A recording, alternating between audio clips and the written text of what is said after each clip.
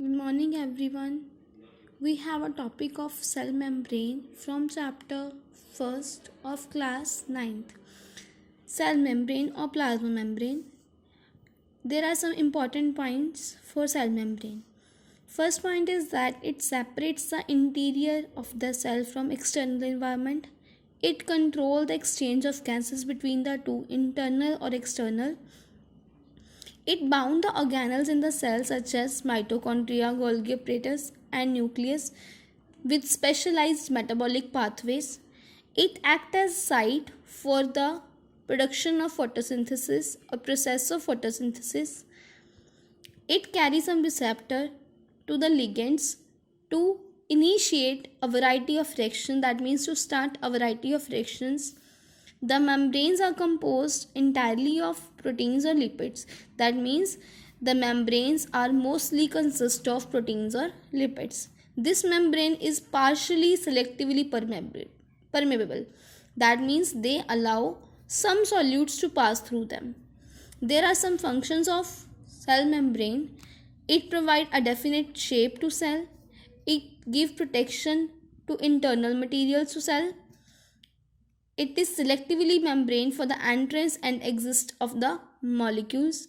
It is capable of intaking food such as solid or liquid, any type of material by enfolding.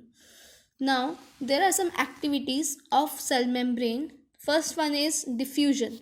That is a spontaneous movement, continuous movement of substance from a higher concentration region to a lower concentration region. And just like diffusion, there is osmosis. Osmosis is a passage of water. There is a flow of water from region of high water concentration to low concentration water region. This is known as osmosis.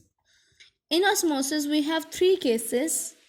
Case 1, when medium surrounding the cell possess higher water concentration or than inside cell, then solution is known as hypotonic, and this result in swelling of cell.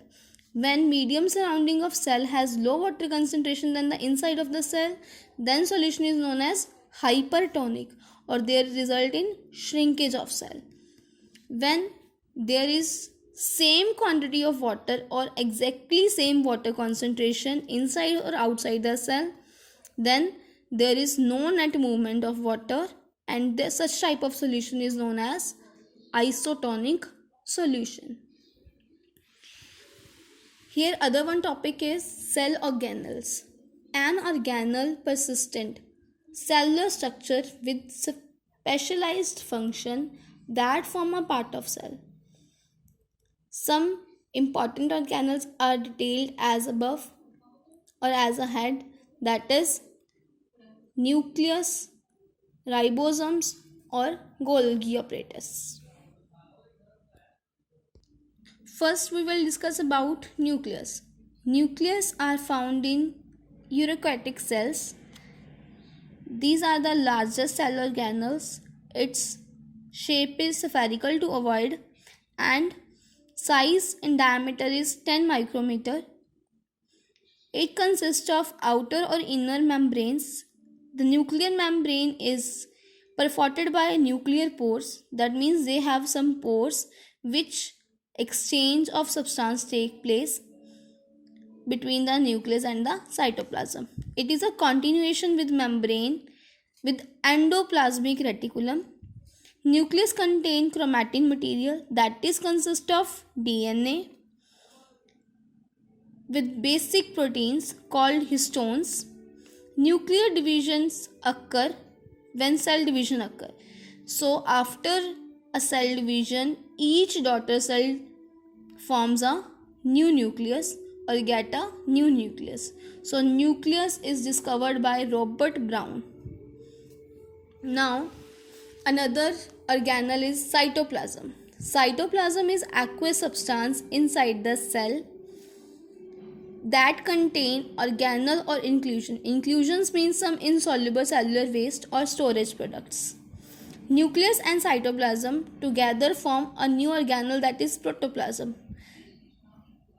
And cytoplasm also have a soluble part, that is cytosol. It contains about 90% water, which is dissolved into ions, salt, sugar, amino acid, fatty acid, nucleotides.